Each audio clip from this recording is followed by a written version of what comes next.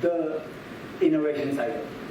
Think of like a DP as like a lab environment where thousands of people can experiment.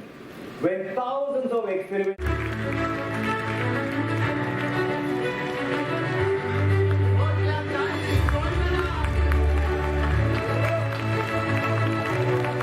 We did is really a nightmare into those countries, and some of those countries are also islands.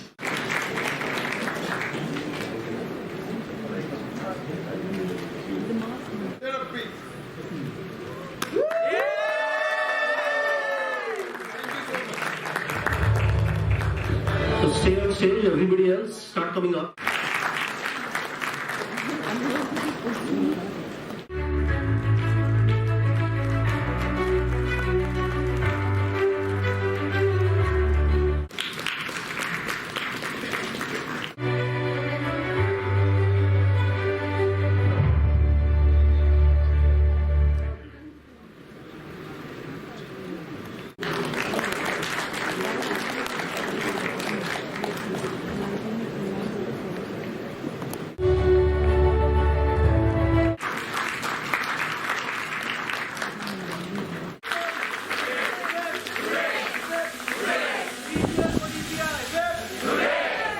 Spent however small in the right place can create a huge impact. So what I'd like to start with, Pramod, is that we have talked about the application side of DPI. We have talked about more of the software side of DPI. Is event में सबसे important ये चीज़ थी कि India 10 साल में कैसे grow होने वाला है। जैसे हम मल्टी ट्रिलियन की बात करते हैं, उसमें दो चीज़ बहुत इंपॉर्टेंट होती है। एक है फिज़िकल इंफ्रास्ट्रक्चर, एक है डिजिटल इंफ्रास्ट्रक्चर। फिज़िकल इंफ्रास्ट्रक्चर पे आप लोगों ने जैसे देखा है, we been doing lot of progress in last so many years now. और जैसे जैसे हम एक्सपांड करते हैं, जैसे जैसे people come in different new income categories, उनके लिए डिजिटल इंफ्रास्ट्रक्चर बिल्ड बहुत ज़रूरी है ताकि आप टेक्नोलॉजी यूज़ करके उसको ईजीली स्केल कर पाओ। DPI, DPG जो डिजिटल पब्लिक इंफ्रास्ट्रक्चर है, डिजिटल पब्लिक गुड्स है, जैसे ONDC है, UPI है, बीमा निगम है, भारत आयुष्मान है, और ऐसे बहुत सारे जो इंफ्रास्ट्रक्चर्स अभी आने वाले हैं, इनके बेसिस पे ही हम मल्टी ट्रिलियन इकोनॉमी अचीव कर सकते हैं। Because technology is the only solution for scale, for growth at this size where India is heading moving forward. ये इवेंट उन चीज़ों को बारीकी से उसको डिटेल्स में जाते हुए, ऐसे कौन से सोल्यूशंस है, कौन से प्लेटफॉर्म्स है, कैसे टेक्नोलॉजिस्ट उसको बिल्ड कर रहे हैं, कैसे लोग उसको यूज़ कर रहे हैं, बायर्स है, सेलर्स है, सर्विस प्रोवाइडर्स है, वो लोग कैसे इसको यूज़ कर रहे हैं और इसका एडवांटेज ले रहे हैं, उसके काफ़ी डिटेल्स इस इवेंट में आए। एंड वेरी थैंकफुल कि पुणे में ऐसा इवेंट हुआ है। आई एम श्योर ऐसे इवेंट्स और पुणे में हो ताकि इसकी जो अवेयरनेस है और बढ़ती जाए और उसका एडवांटेज सब लोगों को मिले। बिकॉज इन्हीं इंफ्रास्ट्रक्चर फिज़िकल और डिजिटल इंफ्रास्ट्रक्चर में ये सारे जो टेक्नोलॉजीज़ है बहुत इंपॉर्टेंट है, और इसमें जितने ज़्यादा लोग सीख सके, इसमें जो जितने ज़्यादा लोग कंट्रीब्यूट कर सके, उतना ही हमारा इकोनॉमी और फास्ट ग्रो होगा। तो thank you so much, and I am very honoured to be part of this event as a guest, as a chief guest, and thank you so much. आपको क्या लगता है जैसे कि अभी आई थिंक रूरल में रिसोर्सेज इनेबल करना सबसे पहली ज़रूरत होती है। दूसरी बात, नॉलेज, अवेयरनेस और इंफॉर्मेशन बिल्ड करना बहुत ज़रूरी होती है। आई थिंक लास्ट काफ़ी सालों में हम लोगों ने I think as a country काफ़ी कुछ स्टेप्स लिए जहाँ पे लोग का नॉलेज बढ़ा है, जहाँ पे रिसोर्सेज बढ़े हैं, जहाँ पे स्पेंड्स बढ़े हैं। तो कंपैरेटिवली अर्बन के कंपैरिजन में रूरल हमेशा थोड़ा से स्लो प्रोग्रेस ही बताता है। बट आई थिंक हमने बेसलाइन स्ट्रक्चर्स, बेसलाइन टेक्नोलॉजीज़ जैसे ये DPI, DPGs है, information, young people who are coming on this platforms, उसमें काफ़ी प्रोग्रेस किया है। तो मुझे लगता है कि रूरल में अब इसके रिजल्ट्स हमें और थोड़े ज़्यादा फास्टर दिखाई देंगे relatively to past few years, because I think the basic work of doing a lot of these things was important. I think that's been done to quite a level, and we should see, and I think we are seeing, if you see, I think UPI transactions में भी शायद rural में ज़्यादा होते रहेंगे, urban से मेरे pass तो data नहीं है, बट हमने जैसे UPI का प्रोग्रेस देखा है, आई थिंक वैसे ही बाकी सारे इंफ्रास्ट्रक्चर्स का हम रूरल में प्रोग्रेस देखेंगे, बहुत फिजिकल और बहुत रूरल। और मुझे लगता है कि जैसे जैसे अभी नई यंग जनरेशन है who wants to work on their hometowns, tier 2 towns, tier 3 towns, hybrid cultures build हुए आफ्टर कोविड, उसके बेसिस पे बहुत सारे लोग उनके एरियाज़ में, उनके सिटीज़ में, उनके टाउन्स में, उनके विलेजेस में रुक के भी काम करना चाहते हैं और आई थिंक वो एक बहुत बड़ा एडवांटेज रहेगा on top of what else everybody is doing, private companies as well as public companies as well as PSUs as well as government organizations. Gandhi ji ने कहा था कि आई थिंक किसानों को इन्फॉर्मेशन बहुत ज़रूरी है सबसे पहली बात, ताकि वो अपने डे टू डे काम में उसका उपयोग लेके, उसका बेनिफिट लेके उसके आउटकम्स प्रोड्यूस करे at a much cheaper price end at a much faster speed. मुझे लगता है वो काफ़ी स्पीड से ऑलरेडी हो रहा है। दूसरा है आप किसानों को कितना जल्दी से जल्दी ट्रांजैक्शन इनेबल करवा सकते हैं। एक तो आपने नॉलेज बिल्ड कर लिया, उस नॉलेज के ऊपर अपने आप ही ट्रांजैक्शंस इनेबल कर लिए और उस ट्रांजैक्शंस के बेसिस पे कितना फास्ट उन्हें इनकम आ सकता है, राइट। और फिर ये सब करने के लिए पब्लिक ऑर्गेनाइजेशंस जैसे गवर्नमेंट ऑर्गेनाइजेशंस हो गए, गवर्नमेंट डिपार्टमेंट्स हो गए और प्राइवेट ऑर्गेनाइजेशंस वो उनको और रिसोर्सेज कैसे प्रोवाइड कर सकते हैं, राइट। तो मुझे लग रहा है कि वो फार्मर्स को ये सब धीरे धीरे और काफ़ी स्पीड से भी काफ़ी कुछ अवेलेबल होते जा रहा है। बहुत लोग उसके एडवांटेजेस ले रहे हैं, जैसे गवर्नमेंट ने ई मार्केट प्लेस खोला है एज एन एग्जांपल। बहुत सारे इंफ्रास्ट्रक्चर्स बिल्ड हो रहे हैं, उससे मूवमेंट ऑफ गुड्स ईजी हो रहे हैं। हॉस्पिटैलिटी इंडस्ट्री बढ़ रही है, Ayodhya is a good example. I think ये सब बेसिस पे फार्मर्स को एडवांटेज मिल रहा है। I am sure they will use it to their next benefit and they will be successful as they been always been like never before. मुझे लगता है कि इस टाइम में जो बेनिफिट्स, जो सक्सेस फार्मर्स को मिलेगा इन सब चीज़ों से, वो कहीं ज़्यादा रहेगा जो कभी पिछले सालों में या पिछले बहुत सालों में नहीं हुआ है शायद। Thank you so much. So, hi, I am Innocent Murthy. I am partner and government consulting leader for Deloitte. Today, it was a real happiness moment when we are actually doing this entire Sunbird DPG program, and I'm very, very glad to have been invited here and join the panel with Pramod and other dignitaries. It's extremely important. I think I want to leave a couple of thoughts here.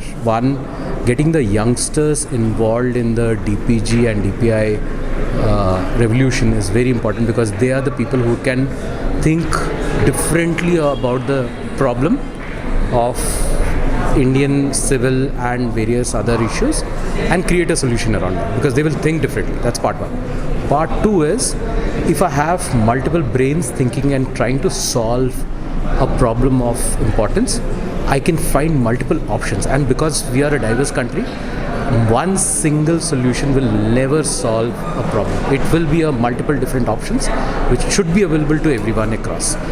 The third one is companies like us, Deloitte or companies, any other large companies, always look at the startups and the technical talent, and we can actually use this platform to identify those technical talent and those startups who can work with us in future. So I think overall I see this is a great opportunity for Deloitte, and I congratulate TechD and Sunbird community, and a big thank you to Dr. Pramod for organizing this. Thank you so much for having me here. Thank you. नमस्कार, मी Girindra कसमळकर, ideas to impacts.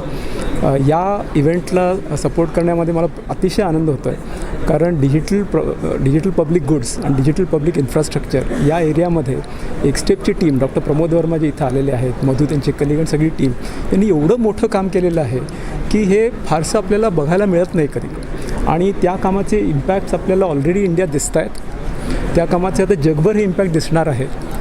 पण खूपच आश्चर्यकारक गोष्ट अशी आहे की आपल्या इंडियात राहणाऱ्या लोकांना याची जास्त माहिती नाही आहे, या टेक्नॉलॉजीची माहिती नाही, याच्यात काय करता येईल याची माहिती नाही आहे. त्यामुळे आमचा सुद्धा आयडियाज टू इम्पॅक्टच्या बाजूने असा प्रयत्न असणार आहे की हा इव्हेंट तर झाला, त्या इव्हेंटनंतर आपल्याला कुठली अशी कंटिन्युईंग ॲक्टिव्हिटी करता येईल की ज्याच्यामुळे आपल्याला इथले स्टुडंट्स, इथले एंटरप्रेन्योर्स यांच्या सगळ्यांची एनर्जी वापरता येईल हा इनिशिएटिव्ह पुढे घेऊन जाण्यासाठी.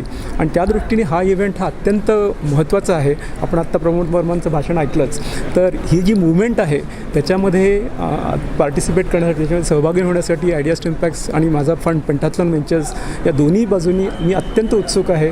आणि तुम्हाला थोड्याच दिवसात त्याच्यात भरपूर गोष्टी होताना दिसतील सगळ्या इकोसिस्टमच्या दृष्टीने, आणि त्याच्यात आम्ही नक्की सहभागी होणार आहोत. धन्यवाद. तुम्हाला आश्चर्य वाटेल, पण आम्ही काही शेतकऱ्यांबरोबर म्हणजे आम्ही म्हणजे मराठा चेंबर तर आहेच, पण आम्ही काही प्रोजेक्ट्स केले होते. मी IEEEच्या थ्रू मराठवाड्यामध्ये प्रोजेक्ट्स केले होते, आणि स्पेशली कोविडमध्ये त्यांनी जे फार्म FPCs म्हणतात, फार्म प्रोड्युसर्स कंपनी जी असते, त्या लोकांनी कोविडमध्ये डिजिटल इन्फ्रास्ट्रक्चर वापरून बऱ्यापैकी त्यांचा बिझनेस वाढवला. त्यामुळे फार्मर्सकडे पण हा डिजिटल पब्लिक इन्फ्रास्ट्रक्चर जो आहे तो पोचलेला आहे ऑलरेडी. तो कसा त्यांनी वापरावा आणि स्केलअप करावा हे पण फार मोठी गोष्ट आहे. आणखी एक गोष्ट सांगण्याची म्हणजे आपल्या देशामध्ये बरेचसे छोटे लघुउद्यम आहेत, फारच छोटे असतात, म्हणजे ते काही लाखांपर्यंत त्यांचं हे असतं, उत्पन्न असतं, किंवा काही करोडोमध्ये, पण त्यांनी पण बऱ्याचशा या DPIs वापराव्या ही फार मोठी गरज आहे. बऱ्याच लोकांनी ऑलरेडी रजिस्टर केलेलं आहे, पण MSME सेगमेंट असं सेक्टर असं त्याला म्हणतात, म्हणजे मायक्रो, स्मॉल आणि मीडियम असे एंटरप्राइजेस असतात, त्यांच्यासाठी बऱ्याचशा प्रोव्हिजन गव्हर्नमेंट करते, आणि ते पण DPIs वापरावे, आणि त्याच्यावरती बऱ्याचशा टेक्नॉलॉजी कंपनीजने DPGs बिल्ड करावे. त्यामुळे मग देशाला त्याचा फार उपयोग होईल, आणि ह्या सगळ्या छोट्या बिझनेसेसना त्याचा फार उपयोग होईल. थँक्यू. लोकांपर्यंत पोहोचण्यासाठी तर गोष्ट अशी आहे की महाराष्ट्रामध्ये आणि स्पेशली पुण्यामध्ये तर ॲक्च्युली UPIचं यूज फार जास्त आहे. इनफॅक्ट बाकी ठिकाणी गेला तर तेवढा युजेज नाही आहे, पण युजेज हळूहळू वाढतो आहे, कारण प्रत्येक जणाकडे अकाउंट आहे. आपले जे काही इन्फ्रास्ट्रक्चर बिल्ड झालं आहे त्याच्यामध्ये 3 मेन हे होते, आधारस्तंभ होते. एक म्हणजे जनधन, म्हणजे प्रत्येक जणाकडे अकाउंट असणं, दुसरं म्हणजे आधार, आणि तिसरं म्हणजे मोबाईल. ह्या तिन्ही गोष्टी जनधन लोकांकडे पोचलेल्या आहेत. आणि मेन दुसरी गोष्ट म्हणजे कारण त्याचं पेनिट्रेशन का वाढलं नाही आहे, कारण आपल्याकडे अजूनही 3G आणि 4G नेटवर्क सगळीकडे अजून झालेलं नाही आहे. BSNLचा जो प्रोग्राम आहे ज्याने 3G 4G आणि 5G पण हा रोलआउट जो होणार आहे पुढच्या 1-2 वर्षामध्ये, तेव्हा ह्याचा वापर फार जास्त वाढेल, आणि ह्यामुळे आपली जी काही बहुसंख्यक लोकसंख्या आहे ते प्रत्येकजण वापरायला लागतील, ह्याचा आम्हाला एकदम विश्वास आहे. मराठा चेंबर्स ऑफ कॉमर्स तर Hi, this is Dinanath Kolkar. I am the chair for IT and ITES at Maratha Chamber of Commerce, Industries and Agriculture. I also chair the Science, Technology and the Innovation Research track at Pune International Center. I spent 34 years at TCS doing various roles, and I'm currently focusing on the Pune ecosystem, primarily in the IT sector. And it is great to see this particular initiative on the digital public goods. I have always been complaining that we don't create as much as awareness on digital public infrastructure, which is world class in India, but the student community doesn't know much about it. So it is good to see an event like this, and congratulations to TechD and the Sunbird community for having organized this, and what a great start we have had to this particular event. I would like to take the action items from Dr. Pramod's points and call to action from each of the academic institutions, and ensure that they put it as a part of their curriculum to ensure that students know about digital public infrastructure and the opportunities that are there on digital public good. So all the best to the entire community, and look forward to having more such events in the future. Thank you. UPI असेल किंवा आधार card असेल ह्या India का digitisation effort 90s में शुरू हुआ था, 1990s में, बट आधार शुरू होने के टाइम पे हम रीइमेजिन किया था, डिजिटाइजेशन कर रहे हैं और DPI कर रहा है, थोड़ा डिफरेंस है, हम बताएंगे. DPI बोल के DPI एक सॉल्यूशन नहीं है, वो आधार एग्जाम्पल, फाइटल एग्जाम्पल एज आधार सिर्फ ID था. ID लेने में क्या होगा, ID से आपका लाइफ सॉल्व नहीं कर रहा है, ID से कुछ यूज़ नहीं हुआ तो ID सब फ़र्क नहीं है. इन द सेंस ID मिलने के बाद पॉकेट में होगा आपका, right, in the sense it won't be used, usage नहीं होगा. सो हमारा चिंता ये था ये यूसेज इंक्रीज़ करना है. एवरीडे यूज़ हुआ तो आपका फ़ायदा होगा लाइफ में. वैल्यू मिलेगा आपको। वैल्यू मिल गया तो आप फिर और यूज़ करेगा। इसीलिए मोबाइल फ़ोन आप यूज़ कर रहे हैं, क्यों? बिकॉज मैंडेटरी नहीं है आपको यूज़ करने का, बट आपको वैल्यू मिलता है ना फ़ोन। सिमिलरली इंटरनेट क्यों लेता है आप? इज़ बिकॉज आपका फ़ायदा है, वैल्यू है। सो आधार एक एग्जाम्पल था ऐसे, बट आधार का ऊपर वैल्यू कैसे अनलॉक किया है is that Aadhaar say bank account खोलने का एकदम चेंज हो गया। 2012 में शुरू हुआ था, 2015 में प्राइम मिनिस्टर अनाउंस किया जनधन योजना प्रोग्राम। उसमें क्या हो गया, बैंक अकाउंट ओपन करने के लिए 600 रुपीज़ 600 रुपीज़ कॉस्ट था बैंक को, वो एकदम 6 रुपये हो गया, 6 रुपये हो गया। 600 रुपये नहीं, अभी 6 रुपये। सो इतना चीप हो गया बैंक को। आपको फ़ायदा है बिकॉज एज ए यूज़र, आधार का यूज़र इंस्टेंटली बैंक अकाउंट खोल सकता है। So that is one value. Second, हमारा डायरेक्ट बेनिफिट्स ट्रांसफ़र मिलता है ना, बहुत cooking gas subsidy, food subsidy, farmer का सब्सिडी मिलता है, पेंशन मिलता है, सब मिलता है ना। सो ऑल दैट थिंग अभी डायरेक्टली बैंक में आ रहा है आपका। 10 साल पहले देखो डायरेक्टली नहीं आ रहा था, वो सिस्टम को पता भी नहीं था आप कौन है, बैंक अकाउंट भी नहीं था। सो बहुत उसमें वेस्ट हो रहा था, गवर्नमेंट को पैसा बहुत वेस्ट होता है 10 साल पहले। अभी ऐसे नहीं है, सब गवर्नमेंट का सब्सिडी डायरेक्टली आपका बैंक अकाउंट में मिलता है इंस्टेंटली। सो ये रूप में आप नया वैल्यू फ़ायदा आपको मिल गया तो एवरीडे यूपीआई और यूपीआई ऐसा सेम किया था आधार के बाद, डिजी लॉकर किया था। सो ये सब एफर्ट को मिला के इंडियन गवर्नमेंट एक नाम डाल दिया, digital public infrastructure, DPI। DPI means UPI जैसा, आधार जैसा, डिजी लॉकर जैसा बिल्डिंग ब्लॉक्स है, सिर्फ वो लेगो ब्लॉक्स है। वो यूज़ करके नया सॉल्यूशंस, नया इनोवेशंस कर सकता है, सॉल्यूशंस कर सकता है। क्यों? सोसाइटी को नया फ़ायदा मिलता है, नया एक्सेस मिलता है। अभी म्यूचुअल फंड इन्वेस्ट करने का मोबाइल में कर सकता है, इंश्योरेंस मिलने का मोबाइल में इंस्टेंटली कर सकता है। 10 साल पहले इतना पेपर वर्क था तो मुश्किल था मिलने के लिए। सो वो 10 साल का और अभी नियरली 15 साल का काम है। 10 साल का बहुत इन्वेस्ट किया है इंडिया, अभी ग्लोबली भी कर रहा है। India is taking DPI effort globally. 50 countries next 5 years, अगला 5 साल में 50 कंट्रीज़ में DPI इम्प्लीमेंट कर रहा है। अभी UPI सिंगापुर में है, श्रीलंका, भूटान, नेपाल में है, दुबई में आ रहा है, फ्रांस में चला गया, पेरिस में UPI। ऐसे डिजी लॉकर जाएगा, UPI जाएगा। आधार ऑलरेडी 11 कंट्रीज़ में आधार जैसा प्रोजेक्ट अभी चल रहा है। इंडियन सॉफ्टवेयर यूज़ करके, हमारा सॉफ्टवेयर यूज़ करके 11 countries are implementing ID project. So अच्छा है इंडिया के लिए, नॉट ओनली इंडियंस के लिए वैल्यू मिलता है, अभी ग्लोबल के लिए भी हेल्प कर रहा है। या थैंक यू। अगले AI और AI टेक्निकल आ रही है।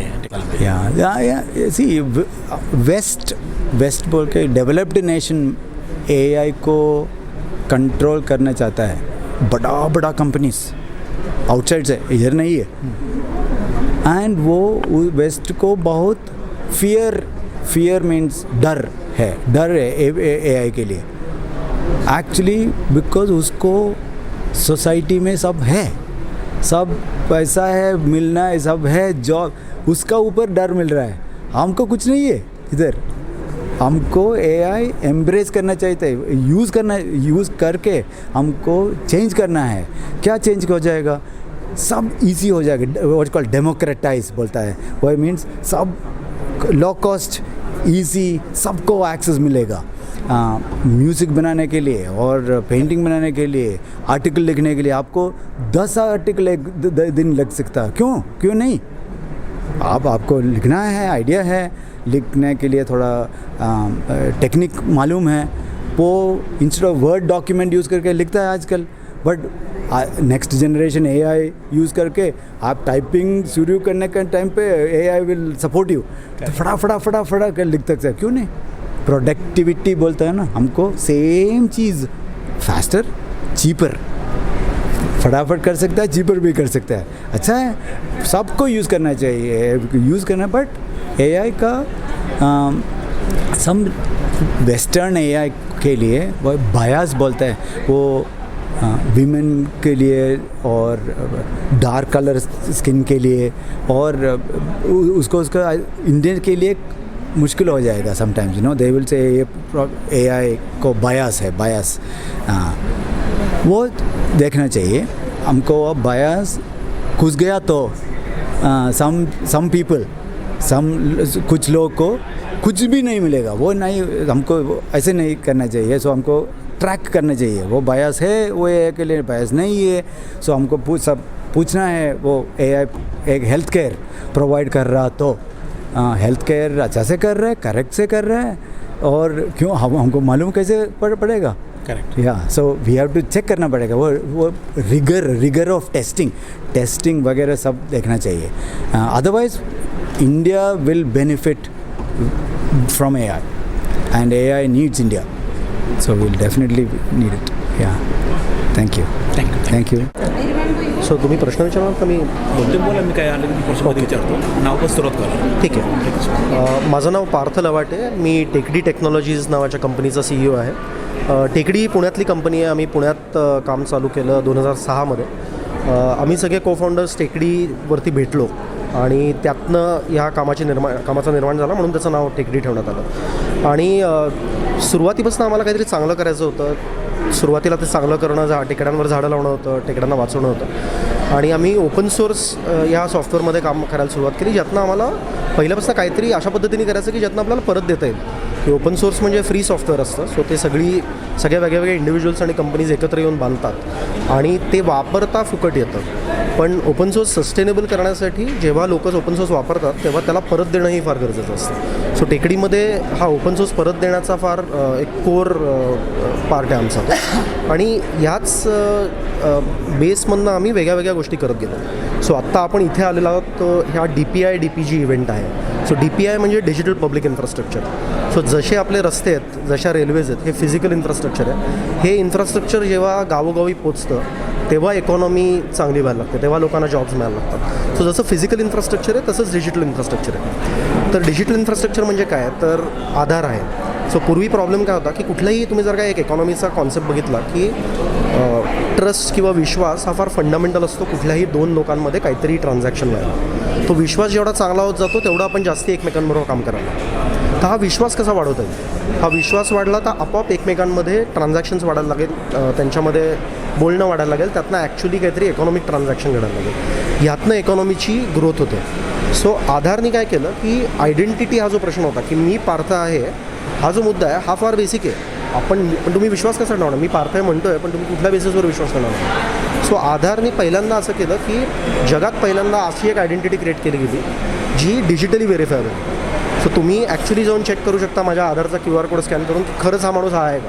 म्हणजे गव्हर्नमेंटनी त्याच्यावरती स्टॅम्प मारला आहे की पार्थ आहे, आता तुम्ही त्याच्यावर विश्वास ठेवू शकता. एकदा ही ट्रस्ट एस्टॅब्लिश झाली, ती डिजिटली एस्टॅब्लिश झाल्यामुळे काय झालं की आपल्याला हा आयडेंटिटी किंवा मी कोण आहे हा मुद्दा एस्टॅब्लिश करायला लागणारी जी फ्रिक्शन आहे ते घर्षण कमी झालं. ते घर्षण कमी झाल्यामुळे खूप गोष्टी फास्ट होत गेल्या. जसं प्रमोद सर आत्ता म्हणले की बँक अकाउंट उघडणं काय होतं की बँक अकाउंट उघडायचं कुठल्या बेसिसवर असतं की बँकेत लोक पैसे ठेवतात, त्यातनं लोक लोन दिले जातात, राईट. सो तो माणूस खरंच तो माणूस आहे का हा फार महत्त्वाचा मुद्दा असतो बँकसाठी. सो हे KYC आपण सगळे करतो. हे KYC पूर्वी इतका अवघड होतं, तुम्हाला एवढे फॉर्म्स द्यायला लागायचे. तुम्हाला एक एक्झाम्पल घ्या की तुम्ही शेअर ट्रेडिंगचं अकाउंट उघडलं किंवा म्युच्युअल फंडसाठी अकाउंट उघडलं तर चक्क 50 पानी फॉर्म असायचा, प्रत्येक पानावर सही करायला लागायची. आज आधारमुळे तुम्हाला ते सगळं डिजिटली करतात आणि लिटरली ते 3-4 मिनटात होतं.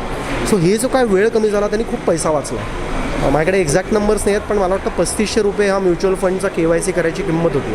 आज ती साधारण 30 रुपयात होती. त्यामुळे या ज्या सगळ्या स्टार्टअप्स आहेत ह्याच्यात काम करणार त्यांना हे परवडायला लागलं. एक एक्झाम्पल प्रमोद सरांनी अजून दिलं की झेरोदाचे फक्त 60,000 कस्टमर्स होते आधार KYC व्हायच्या.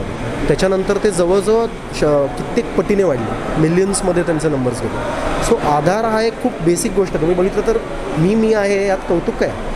पण ते जेव्हा डिजिटली व्हेरीफायबल होतं तेव्हा खूप गोष्टी व्हायला लागतात. दुसरा भाग तुम्ही बघितलात UPI म्हणजे आपल्याला ते गुगल पे म्हणून माहिती आहे, फोनपे म्हणून माहिती आहे, पेटीएम म्हणून माहिती आहे. या सगळ्या गोष्टी UPIने पावर. आता तुम्ही बघितलं असेल कुठेही कोपऱ्यावर जा, भाजीवाल्याकडे गेलात तरी तुम्हाला UPIने पैसे भरतात. आता हे सगळ्यांनी बघितले, नंदीबैल पैसे घेतो UPIने.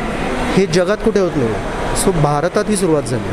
आणि ह्यात आता इंटरेस्टिंग काय आहे की हे टेकडी जे काम करत आहेत आता, टेकडीनी ह्यातल्या काही ज्या गोष्टी आहेत, सो दीक्षा आहे फॉर एक्झाम्पल, भारताचं जे K-12 किंवा शाळेतल्या विद्यार्थ्यांसाठी किंवा टीचर्सचं ट्रेनिंगचा जो प्लॅटफॉर्म आहे, ज्याच्यात कोविडमध्ये त्याच्यामुळे कंटिन्युटी राहिली एज्युकेशनमध्ये, तो जो दीक्षा प्लॅटफॉर्म आहे तो एक स्टेपमध्ये बांधला गेला. सनबर्ड नावाचा त्याच्या खालचा जो सॉफ्टवेअर आहे त्याला म्हणलं जातं. आणि त्यातले बरेचसे भाग पुण्यात बांधलेले किंवा आता तुम्ही आधारचं पोर्टल बघितलं तर ते पुण्यात बांधलेलं आहे. सो पुण्याचा यात खूप मोठा सहभाग आहे.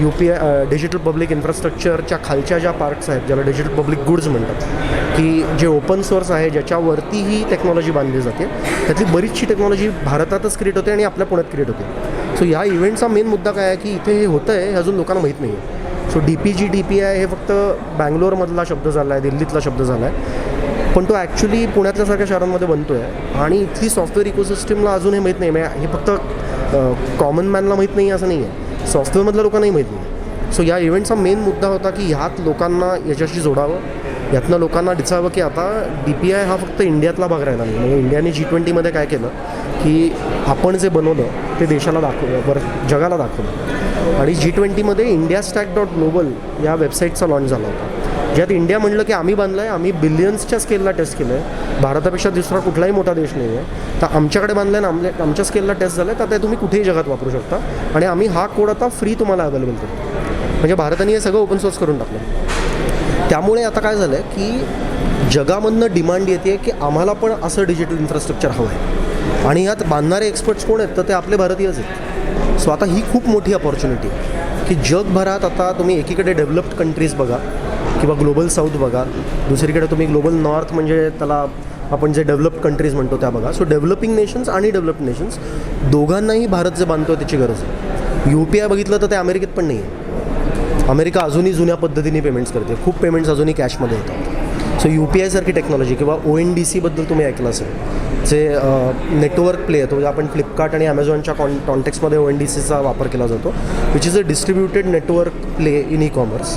ही जी टेक्नॉलॉजी आहे ती कुठल्याही डेव्हलप कंट्रीमध्ये पण नाही आहे. सो एनर्जी नेटवर्कसाठी युरोप आपल्याकडे येतात. सो एकीकडे भारताकडे आता डेव्हलप कंट्रीज बघतात फक्त सॉफ्टवेअर आउटसोर्सिंगसाठी नाही, कन्सल्टिंगसाठी, की आम्हाला शिकवाय कसं करायचं. फक्त जाऊन सॉफ्टवेअर बांधायचं नाही त्यांच्यासाठी, तर जाऊन शिकवायचं आहे आणि त्यांना बांधायला मदत करायची. दुसरीकडे आफ्रिका आहे, कॅरिबियन आहे, हे सगळ्या देशांकडे हे फाउंडेशनल आधारसारख्या गोष्टी नाही आहेत. त्याच्यासाठी सुद्धा लोक इंडियाकडेच येत आहेत. आणि आता इंडियाला आणि पुण्याला याच्यामध्ये काहीतरी करायची खूप मोठी अपॉर्च्युनिटी आहे. आपल्या इथल्या सॉफ्टवेअरमधले जे काय कंपनीज आहेत, आपले सॉफ्टवेअरमधले जे प्रोफेशनल्स आहेत, त्यांना सगळ्यांना हे कळायची गरज आहे. हे कळलं तर ही अपॉर्च्युनिटी खूप मोठी होणार आहे. 50 देश थांबलेत ही टेक्नॉलॉजी मिळावी म्हणून. आणि जेव्हा देश थांबतात, आज आय थिंक प्रमोदनी एक खूप इंटरेस्टिंग स्टॅटिस्टिक सांगितलं की 10,000 कोटी हा खर्च झालेला आहे इंडियाच्या डिजिटल पब्लिक इन्फ्रास्ट्रक्चरवर, जो देशाच्या खर्चाच्या तुलनेमध्ये काहीच नाही आहे. म्हणजे राऊंड ऑफ करताना झालेल्या चुकीसारखा तो खर्च आहे. तर एवढूशा पैशामध्ये, आणि ऑफकोर्स हा पैसा खूप मोठा आहे, पण तुम्ही काय घडलं आहे त्याच्यामध्ये बघितलं, आधारपासून UPIपर्यंत सगळं त्यावेळ्या पैशात घडलं आहे. तर एवढ्याशा पैशांनी जर का एवढा मोठा इम्पॅक्ट भारताला दिसू शकतो, तर तुम्ही विचार करा की ग्लोबल अपॉर्च्युनिटी किती मोठी आहे. आणि त्यात भारताचा ऑलरेडी वाटा खूप मोठा आहे. सो या इव्हेंटमधनं एकीकडे या सॉफ्टवेअर कंपनीजना आव्हान आहे की तुम्ही पण ह्याच्यात सहभागी व्हा, तुमच्या लोकांना ह्याच्यात तयार करा.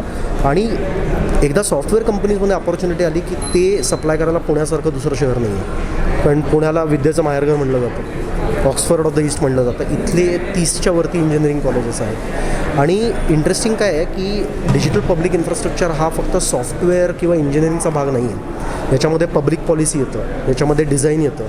कारण शेवटी जेव्हा तुम्ही देशाच्या स्केलला काहीतरी बांधता तेव्हा ते शेवटच्या माणसांनी वापरायचं आहे. त्यामुळे पब्लिक पॉलिसी करणाराही माणूस लागतो, डिझाईन करणाराही माणूस लागतो, टेक्नॉलॉजी करणाराही माणूस लागतो, गव्हर्नमेंट कशी चालते तेही कळायला लागतं. सो ही अपॉर्च्युनिटी फक्त सॉफ्टवेअरला लिमिटेड नाही आहे. वेगळ्या वेगळ्या क्षेत्रातल्या स्टुडंटसाठी खूप मोठी अपॉर्च्युनिटी आहे. आज आत्ता अपॉर्च्युनिटी पॅनल चालू आहे, त्याच्यावरती तुमचे जे बिग 4 आहेत, Deloitte, DY, KPMG इथली लोकं आलेली आहेत, ते याच्याबद्दल आत्ता सांगत आहेत. सो तुम्ही जर का बघितलं तर आज आपण अशा ठिकाणी उभे आहोत की भारताने खूप इनोव्हेशन केलेलं आहे या क्षेत्रात. आज भारत याच्यावरती लीड करतो आहे. आणि आता आपल्याला हे जे लीड आहे ते we have that opportunity to take it global आणि make sure that we benefit from it and the world benefit from it. That's what this event is for. माझं नाव पार्थ लवाटे. मी टेकडी टेक्नॉलॉजीज नावाच्या कंपनीचा CEO आहे. टेकडी पुण्यातली कंपनी आहे. आम्ही पुण्यात काम चालू केलं 2006मध्ये. आम्ही सगळे कोफाउंडर्स टेकडीवरती भेटलो आणि त्यातनं ह्या कामाचा निर्माण झाला म्हणून त्याचं नाव टेकडी ठेवण्यात आलं. आणि सुरुवातीपासून आम्हाला काहीतरी चांगलं करायचं होतं. सुरुवातीला ते चांगलं करणं, टेकड्यांवर झाडं लावणं होतं, टेकड्यांना वाचवणं होतं. आणि आम्ही ओपन सोर्स या सॉफ्टवेअरमध्ये काम करायला सुरुवात केली, ज्यातनं आम्हाला पहिल्यापासून काहीतरी अशा पद्धतीने करायचं की ज्यातनं आपल्याला परत देता येईल. हे ओपन सोर्स म्हणजे फ्री सॉफ्टवेअर असतं. सो ते सगळ्या वेगळ्या इंडिव्हिज्युअल्स आणि कंपनीज एकत्र येऊन बांधतात आणि ते वापरता फुकट येतं. पण ओपन सोर्स सस्टेनेबल करण्यासाठी जेव्हा लोक ओपन सोर्स वापरतात तेव्हा त्याला परत देणंही फार गरजेचं असतं. सो टेकडीमध्ये हा ओपन सोर्स परत देण्याचा फार एक कोर पार्ट आहे आमचा. आणि ह्याच बेसमधनं आम्ही वेगळ्या गोष्टी करत गेलो. सो आत्ता आपण इथे आलेलो आहोत ह्या DPI DPG इव्हेंट आहे. सो DPI म्हणजे डिजिटल पब्लिक इन्फ्रास्ट्रक्चर. सो जसे आपले रस्ते आहेत, जशा रेल्वेज आहेत, हे फिजिकल इन्फ्रास्ट्रक्चर आहे. हे इन्फ्रास्ट्रक्चर जेव्हा गावोगावी पोचतं तेव्हा इकॉनॉमी चांगली व्हायला लागते, तेव्हा लोकांना जॉब्स मिळायला लागतात. सो जसं फिजिकल इन्फ्रास्ट्रक्चर आहे तसंच डिजिटल इन्फ्रास्ट्रक्चर आहे. तर डिजिटल इन्फ्रास्ट्रक्चर म्हणजे काय, तर आधार आहे. सो पूर्वी प्रॉब्लेम काय होता की कुठलाही तुम्ही जर का एक इकॉनॉमीचा कॉन्सेप्ट बघितला की ट्रस्ट किंवा विश्वास हा फार फंडामेंटल असतो कुठल्याही दोन लोकांमध्ये काहीतरी ट्रान्झॅक्शन व्हायला. तो विश्वास जेवढा चांगला होत जातो तेवढा आपण जास्ती एकमेकांबरोबर काम करायला. तर हा विश्वास कसा वाढवता येईल, हा विश्वास वाढला तर आपोआप एकमेकांमध्ये ट्रान्झॅक्शन्स वाढायला लागेल, त्यांच्यामध्ये बोलणं वाढायला लागेल, त्यातनं ॲक्च्युली काहीतरी इकॉनॉमिक ट्रान्झॅक्शन घडायला लागेल, ह्यातनं इकॉनॉमीची ग्रोथ होते. सो आधारने काय केलं की आयडेंटिटी हा जो प्रश्न होता की मी पार्थ आहे हा जो मुद्दा आहे हा फार बेसिक आहे. पण तुम्ही विश्वास कसा ठेवणार, मी पार्थ आहे म्हणतो आहे पण तुम्ही कुठल्या बेसिसवर विश्वास ठेवणार. सो आधारने पहिल्यांदा असं केलं की जगात पहिल्यांदा अशी एक आयडेंटिटी क्रिएट केली गेली जी डिजिटली व्हेरीफायबल. सो तुम्ही ॲक्च्युली जाऊन चेक करू शकता माझ्या आधारचा QR कोड स्कॅन करून की खरंच हा माणूस हा आहे का. म्हणजे गव्हर्नमेंटने त्याच्यावरती स्टॅम्प मारला आहे की पार्थ आहे, आता तुम्ही त्याच्यावर विश्वास ठेवू शकता. एकदा ही ट्रस्ट एस्टॅब्लिश झाली आणि ती डिजिटली एस्टॅब्लिश झाल्यामुळे काय झालं की आपल्याला हा आयडेंटिटी किंवा मी कोण आहे हा मुद्दा एस्टॅब्लिश करायला लागणारी जी फ्रिक्शन आहे ते घर्षण कमी झालं.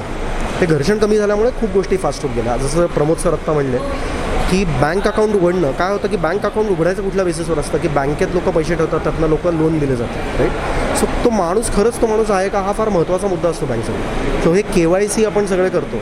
हे KYC पूर्वी इतकं अवघड होतं, तुम्हाला एवढे फॉर्म्स द्यायला लागायचे. तुम्हाला एक एक्झाम्पल घ्या की तुम्ही शेअर ट्रेडिंगचं अकाउंट उघडलं किंवा म्युच्युअल फंडसाठी अकाउंट उघडलं तर चक्क 50 फॉर्म असायचा, प्रत्येक पानावर सही करायला लागायची. आज आधारमुळे तुम्हाला ते सगळं डिजिटली करतात आणि लिटरली ते 3-4 मिनटात होतं. सो हे जो काय वेळ कमी झाला त्यांनी खूप पैसा वाचला. माझ्याकडे एक्झॅक्ट नंबर्स नाही आहेत पण मला वाटतं 3500 रुपये हा म्युच्युअल फंडचा KYC करायची किंमत होती. आज ती साधारण 30 रुपयात होती. त्यामुळे या ज्या सगळ्या स्टार्टअप्स आहेत ह्याच्यात काम करणार त्यांना हे परवडायला लागलं. एक एक्झाम्पल प्रमोद सरांनी अजून दिलं की झेरोदाचे फक्त 60,000 कस्टमर्स होते आधार KYC व्हायच्या.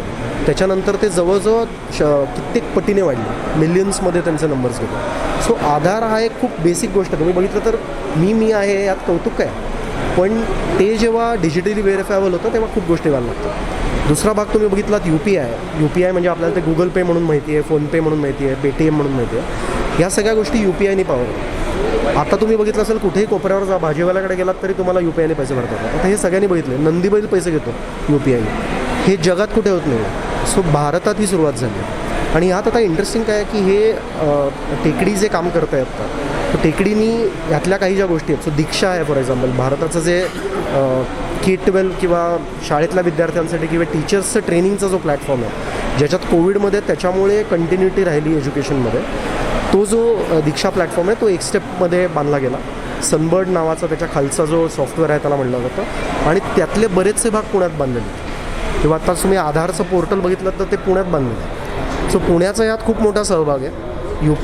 डिजिटल पब्लिक इन्फ्रास्ट्रक्चरच्या खालच्या ज्या पार्ट्स आहेत ज्याला डिजिटल पब्लिक गुड्स म्हणतात की जे ओपन सोर्स आहे ज्याच्यावरती ही टेक्नॉलॉजी बांधली जाते त्यातली बरीचशी टेक्नॉलॉजी भारतातच क्रिएट होते आणि आपल्या पुण्यात क्रिएट होते. सो या इव्हेंटचा मेन मुद्दा काय आहे की इथे हे होतं आहे हे अजून लोकांना माहीत नाही आहे. सो DPG DPI हे फक्त बँगलोरमधला शब्द झाला आहे, दिल्लीतला शब्द झाला आहे, पण तो ॲक्च्युली पुण्यातल्यासारख्या शहरांमध्ये बनतो आहे आणि इथली सॉफ्टवेअर इकोसिस्टमला अजून हे माहीत नाही. म्हणजे हे फक्त कॉमन मॅनला माहीत नाही असं नाही आहे. सॉफ्टवेअरमधल्या लोकांनाही माहीत नाही. सो या इव्हेंटचा मेन मुद्दा होता की ह्यात लोकांना याच्याशी जोडावं, यातनं लोकांना दिसावं की आता DPI हा फक्त इंडियातला भाग राहिला नाही. म्हणजे इंडियाने G20मध्ये काय केलं की आपण जे बनवलं ते देशाला दाखवलं, जगाला दाखवलं. आणि G20मध्ये indiastack.global या वेबसाईटचा लॉन्च झाला होता, ज्यात इंडिया म्हणलं की आम्ही बांधलं आहे, आम्ही बिलियन्सच्या स्केलला टेस्ट केलं आहे, भारतापेक्षा दुसरा कुठलाही मोठा देश नाही आहे, तर आमच्याकडे बांधलं आहे आणि आमच्या स्केलला टेस्ट झालं आहे, तर ते तुम्ही कुठेही जगात वापरू शकता आणि आम्ही हा कोड आता फ्री तुम्हाला अवेलेबल करतो. म्हणजे भारताने हे सगळं ओपन सोर्स करून टाकलं. त्यामुळे आता काय झालं आहे की जगामधनं डिमांड येते की आम्हाला पण असं डिजिटल इन्फ्रास्ट्रक्चर हवं आहे आणि यात बांधणारे एक्सपर्ट्स कोण आहेत, तर ते आपले भारतीयच आहेत. सो आता ही खूप मोठी अपॉर्च्युनिटी की जगभरात आता तुम्ही एकीकडे डेव्हलप्ड कंट्रीज बघा किंवा ग्लोबल साऊथ बघा, दुसरीकडे तुम्ही ग्लोबल नॉर्थ म्हणजे त्याला आपण जे डेव्हलप कंट्रीज म्हणतो त्या बघा. सो डेव्हलपिंग नेशन्स आणि डेव्हलप्ड नेशन्स दोघांनाही भारत जे बांधतो त्याची गरज आहे. UPI बघितलं तर ते अमेरिकेत पण नाही आहे. अमेरिका अजूनही जुन्या पद्धतीने पेमेंट्स करते, खूप पेमेंट्स अजूनही कॅशमध्ये येतात. सो UPI सारखी टेक्नॉलॉजी किंवा ONDCबद्दल तुम्ही ऐकलं असेल, जे नेटवर्क प्ले येतो, म्हणजे आपण फ्लिपकार्ट आणि ॲमेझॉनच्या कॉन्टेक्समध्ये ONDCचा वापर केला जातो, which is a distributed network play in e-commerce. ही जी टेक्नॉलॉजी आहे ती कुठल्याही डेव्हलप कंट्रीमध्ये पण नाही आहे. सो एनर्जी नेटवर्कसाठी युरोप आपल्याकडे येतं. सो एकीकडे भारताकडे आता डेव्हलप कंट्रीज बघतात फक्त सॉफ्टवेअर आउटसोर्सिंगसाठी नाही, कन्सल्टिंगसाठी, की आम्हाला शिकवाय कसं करायचं. फक्त जाऊन सॉफ्टवेअर बांधायचं नाही त्यांच्यासाठी, तर जाऊन शिकवायचं आहे आणि त्यांना बांधायला मदत करायची. दुसरीकडे आफ्रिका आहे, कॅरिबियन आहे, हे सगळ्या देशांकडे हे फाउंडेशनल आधारसारख्या गोष्टी नाही आहेत. त्याच्यासाठी सुद्धा लोक इंडियाकडेच येत आहेत. आणि आता इंडियाला आणि पुण्याला याच्यामध्ये काहीतरी करायची खूप मोठी अपॉर्च्युनिटी आहे. आपल्या इथल्या सॉफ्टवेअरमधले जे काय कंपनीज आहेत, आपले सॉफ्टवेअरमधले जे प्रोफेशनल्स आहेत, त्यांना सगळ्यांना हे कळायची गरज आहे. हे कळलं तर ही अपॉर्च्युनिटी खूप मोठी होणार आहे. 50 देश थांबलेत ही टेक्नॉलॉजी मिळावी म्हणून. आणि जेव्हा देश थांबतात, आज आय थिंक प्रमोदनी एक खूप इंटरेस्टिंग स्टॅटिस्टिक्स सांगितलं की 10,000 कोटी हा खर्च झालेला आहे इंडियाच्या डिजिटल पब्लिक इन्फ्रास्ट्रक्चरवर, जो देशाच्या खर्चाच्या तुलनेमध्ये काहीच नाही आहे. म्हणजे राऊंड ऑफ करताना झालेल्या चुकीसारखा तो खर्च आहे. तर एवढूशा पैशामध्ये, आणि ऑफकोर्स हा पैसा खूप मोठा आहे, पण तुम्ही काय घडलं आहे त्याच्यामध्ये बघितलं, आधारपासून UPIपर्यंत सगळं त्यावेळ्या पैशात घडलं.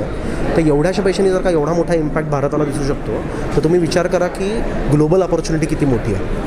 आणि त्यात भारताचा ऑलरेडी वाटा खूप मोठा आहे. सो या इव्हेंटमधनं एकीकडे या सॉफ्टवेअर कंपनीजना आव्हान आहे की तुम्ही पण ह्याच्यात सहभागी व्हा, तुमच्या लोकांना ह्याच्यात तयार करा. आणि एकदा सॉफ्टवेअर कंपनीजमध्ये अपॉर्च्युनिटी आली की ते सप्लाय करायला पुण्यासारखं दुसरं शहर नाही आहे. कारण पुण्याला विद्येचं माहेरघर म्हणलं जातं, ऑक्सफर्ड ऑफ द ईस्ट म्हणलं जातं. इथले 30च्या वरती इंजिनिअरिंग कॉलेजेस आहेत. आणि इंटरेस्टिंग काय आहे की डिजिटल पब्लिक इन्फ्रास्ट्रक्चर हा फक्त सॉफ्टवेअर किंवा इंजिनिअरिंगचा भाग नाही आहे. याच्यामध्ये पब्लिक पॉलिसी येतं, याच्यामध्ये डिझाईन येतं. कारण शेवटी जेव्हा तुम्ही देशाच्या स्केलला काहीतरी बांधता, तेव्हा ते शेवटच्या माणसांनी वापरायचं आहे. त्यामुळे पॉलिसी करणाराही माणूस लागतो, डिझाईन करणाराही माणूस लागतो, टेक्नॉलॉजी करणाराही माणूस लागतो, गव्हर्नमेंट कशी चालते तेही कळायला लागतं. सो ही अपॉर्च्युनिटी फक्त सॉफ्टवेअर लिमिटेड नाही आहे, वेगळ्या वेगळ्या क्षेत्रातल्या स्टुडंट्ससाठी खूप मोठी अपॉर्च्युनिटी आहे. आज आत्ता अपॉर्च्युनिटी पॅनल चालू आहे, त्याच्यावरती तुमचे जे बिग 4 आहेत, Deloitte, DY, KPMG इथली लोकं आलेली आहेत, ते याच्याबद्दल आत्ता सांगत आहेत. सो तुम्ही जर का बघितलं तर आज आपण अशा ठिकाणी उभे आहोत की भारताने खूप इनोव्हेशन केलेलं आहे या क्षेत्रात. आज भारत याच्यावरती लीड करतो आहे. आणि आता आपल्याला हे जे लीड आहे ते we have that opportunity to take it global आणि make sure that we benefit from it and the world benefit from it. That's what this event is for. नमस्कार, मितेश भाटी. मी चीफ डिजिटल ऑफिसर प्रोटीनला आणि मी इकडे sunbird इव्हेंटसाठी आलो आहे. So हे एकदम एक्सायटिंग पिरियड आहे, कारण